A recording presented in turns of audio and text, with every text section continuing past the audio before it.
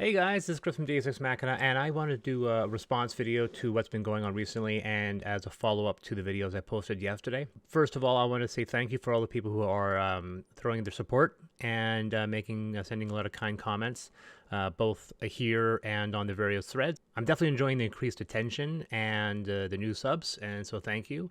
Like and subscribe as always. And I wanted to go into details over some comments that were made recently and a clarification on what we're doing moving forward. One thing I have to take, I wouldn't say offense to, is the belief that we're giving up or we're surrendering or we're selling out. That is categorically false. I want to give some details as to what I actually meant with my update and what we're capable of doing. For me, I think it's important for people to understand where I come from. Deus Ex Machina is a two-person company. It's me and my wife. My wife's a bookkeeper. This is a part-time gig for her. This is my full-time job. So D&D, with its, like I said, according to Roll20's last update, a 56% market share is something we can't avoid. That is a huge market share, and I've made jokes that if World of Cinnabar had a 56% market share and an OGL, I would be writing for that system. It comes down to two metrics. Although I can see the appeal back in the old days when market share was 20% dominant and you had people like Paizo's Pathfinder that had a huge market share. But as a writer, it was kind of a pain in the butt because I'd have to make a system like Amethyst for 5 different systems, and Amethyst is available for 5 different systems. But it took a long time to do that because converting these books takes a long time, and I'm not creating new original content. I'm just rehashing old content for other systems, and that also isn't economically feasible in the long run. As a stance on D&D, I do want D&D to succeed, and I do enjoy its market share because it allows me to create new original content without having to worry about adapting it to a new system. And although some people have stated that they like a broad market of different rules, and I can see the point on that, but for a lot of third-party publishers, they don't have much of a choice. If they want to make the type of money that they need, they have to write for the largest person on the market, and for now, that's Dungeons & Dragons. Now, we stated yesterday on January 19th that we read the 1.2 OGL draft, and we believe that there is room for us to move forward with it. I did say that I want to ensure future products like Heavenfall, Amethyst are compliant with the conditions regarding hateful or inflammatory content. And what I meant by that is that right now I'm concerned of what they intend to enforce. If people know, I was part of the Dice Tower for a short time, and one of the reasons why I left and one of the reasons why I got kicked out is the insistence that any content made had to be viewable by a 5-year-old. That was basically verbatim what the policy of Dice Tower is. And if that's a situation, there's no real way that I can create content for 1.2. My content has always been for more mature audiences, especially in the field of Amethyst, and absolutely when we get to Heavenfall. Considering there's a couple clauses, which I did mention in my live stream, and I didn't mention in my official out video, and that's kind of my fault, and I do apologize for that there were some other elements within the legal document that I do have issues with, and I did mention that, and for that I do apologize. The first one is the legal stipulation that if they say you own your IP, we will not take it from you. We do not get a license of it, which is a step forward from the previous one, which said we did have access to your content. But there is a legal clause that says if we do steal your work and you can prove it in court, you can't stop us from publishing the product. All you can get is a monetary compensation. You can't stop them from publishing the book. And I said that in my live stream. I thought that was very weird. The other thing that was that you can't join a class action lawsuit, which I thought was very oddly specific. And some people said that that's standard legal language, and I can understand that. But I felt it was very weird to have that included. I would like to see more clarification on that. If 1.2 has a clause when it goes official that says you cannot publish for other OGLs, then we won't be signing on to the 1.2 because I don't want to be forced into a bottleneck like that. Now, a lot of people are kind of comparing this to what happened with the GSL. And I'll go into another video why I felt the 4th edition system failed. And one of them was the GSL. But a lot of people, I'm seeing a lot of repeating events happening with the GSL, with the people saying this GSL was worded with a lot of legal loopholes. There's poison pill clauses. They're going to take away your IPs. They're going to cancel your license, and you'll have to destroy your product. All of this was mentioned back in 2008 with the 4th edition. And I wanted to say, as someone who jumped onto the GSL because I was a new company, we had nothing to lose. that I did not believe that they were going to take our IP. They didn't. And at no point did we ever get a revocation of our license. In fact, I can't think of any situation of anybody having their license revoked with the GSL. A lot of times, some of this contract dialogue is there just for them to protect themselves, and it's not them inserting a legal loophole that they can use to destroy us later.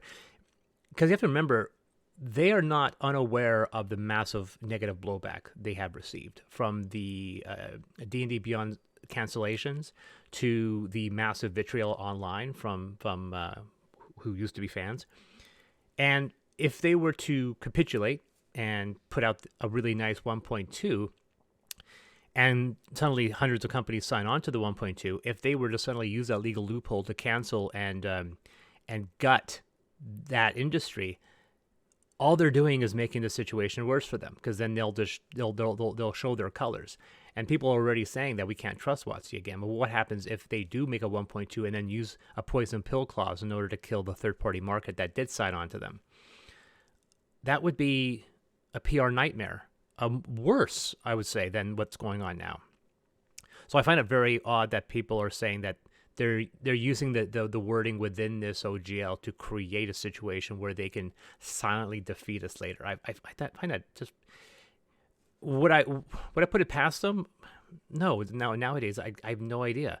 But it would just be a strangest thing considering the massive blowback. I mean, if they really wanted to gut the industry, they would just push the original OGL refinement from several weeks and just dig their heels and continue on.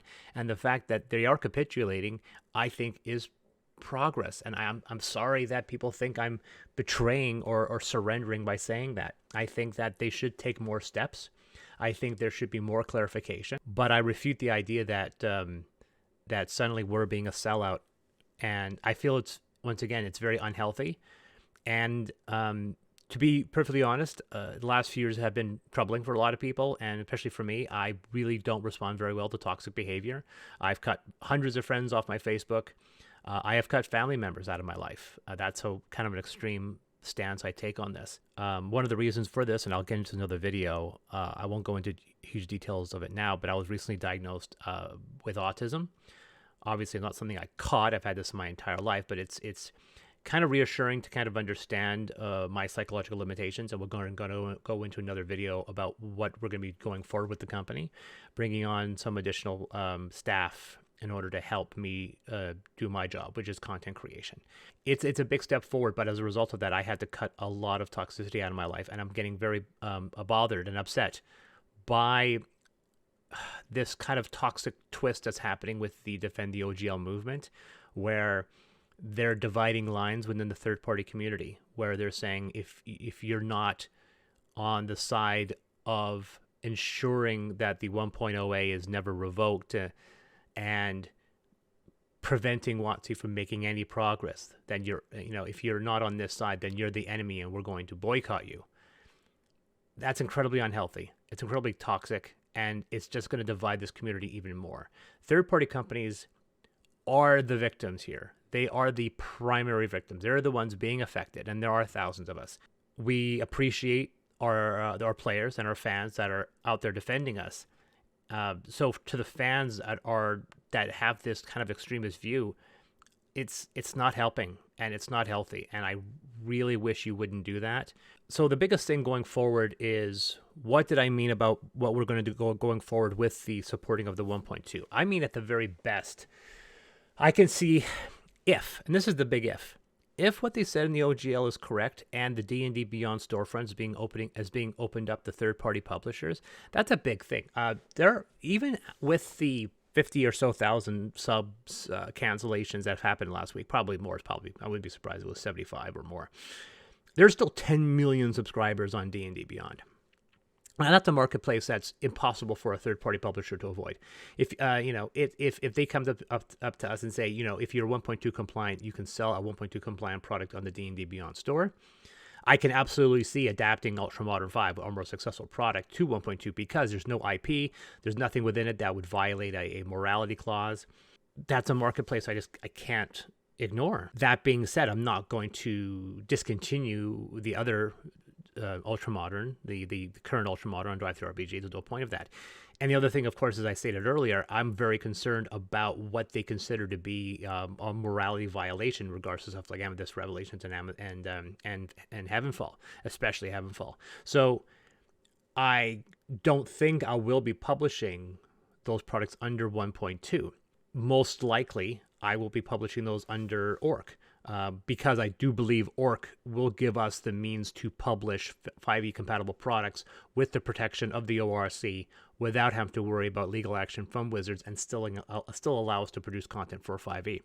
And that's what I want to do. What I really was trying to get to the point, the fact that there might be a future with Deus Ex Machina and 1.2 in this regard, if we can publish on D&D Beyond. If they say, well, no, you're not publishing on D&D Beyond. No, there's nothing.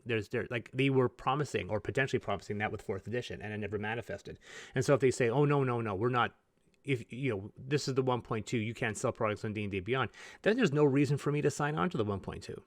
That was the only thing that was winning me over, was this potential of selling stuff on D&D Beyond, because that's a massive marketplace. It's the largest marketplace outside of Drive-Thru RPG when it comes to volume, and I think that D&D Beyond may actually have more active users. I do believe that Drive-Thru RPG has 2.3 million views a month. Technically, you can look at that and say that D&D Beyond has more views than Drive-Thru RPG. So as a marketplace, it would be foolish for us not to consider that as a possibility. And I've said I have issues with people that are still on the WotC hate train. Like I said, they capitulated to many of our demands. Did they capitulate to all of them? No. Can they make more steps? I said they absolutely can, and they absolutely should. To say that this is not a step forward, this is a step sideways, that this is legal speak, double speak, in order for them to insert poison pills, I don't see it. And maybe that's just my legal naivete. I can't see why they would do that, because it would just hurt them again in a situation where they're trying to fix this situation. Their reputation has been damaged. Can they recover? I still believe that they can. I said, is this fight coming to a close for Deus Ex Machina? I said yes, because it is. I have been posting videos and making comments and sharing our views for 2 weeks, and what I have not been doing is going back and making content. I've been working, but not working nearly as much as I should, and I want to get Amethyst Factions out by the end of the month. I have 2 new books which I have to have out by the fall. So it's critically important that I get back to work. And that's what I'm really trying to say here. I think WotC took a few steps forward. I don't think they should stop. I think they should continually moving forward. But I'm not on this belief that we should burn D&D to the ashes, burn Wizards of the Coast to the ashes. I can't share that negativity. And to the people that have accused me of surrendering, of being a sellout, or of betraying the movement, I'm sorry that you feel that way. I don't think I'm actually making that case. I'm looking at it from a business perspective, and I'm looking at it from a personal perspective. I really don't want to engage in the toxic behavior of people. And unfortunately, with the Defend the OGL movement, I am seeing this community being not intentionally divided, but it's starting to have this division of people that believe we're making progress. And then you have the people that don't believe we're making progress and want to continue this hardline fight. And then this group of people are starting to vilify third-party publishers that are trying to see the silver lining in this situation. And I really don't think this is healthy. So we are on the ORC. We've signed on to the ORC, and we will almost certainly be publishing work for the ORC. And depending on what happens with the OGL, we can see working with them. And I said that, there are lawyers that can push this fight. We don't have the capacity of legally pushing this fight. And I'm hoping the ORC does provide an avenue to allow people to publish 5e content without WotC. And I feel for people that still feel that the revocation of 1.08 threatens them financially. For those people that do, I can understand why you would want to fight. I know that I don't produce 3.5 content, so invalidating it for that capacity doesn't really affect us. Anyway, guys, that's in summary. Some people might think this is us kind of reversing course, and maybe in a way we are. But like I said, I think this is a step forward. I think that there's a potential for potential future for Deus Ex Machina to produce content for 1.2, depending on if some of these issues are clarified. However, I still maintain a support for ORC and other OGL initiatives. But like I said, it's there's been a lot of toxicity increasing in the community, and I would like to see it stop because I think it's unhealthy, especially for third-party publishers. That's it. I've been trying to get this video out for an hour and a half, and I really need to get back to work. But I wanted to let people know my views and say that this struggle is still ongoing, and I think we need to create more positive dialogue. I think we need to be a bit kinder to everyone, and especially the third-party publishers that are being torn left and right by this situation. And I can only ask that people remain civil and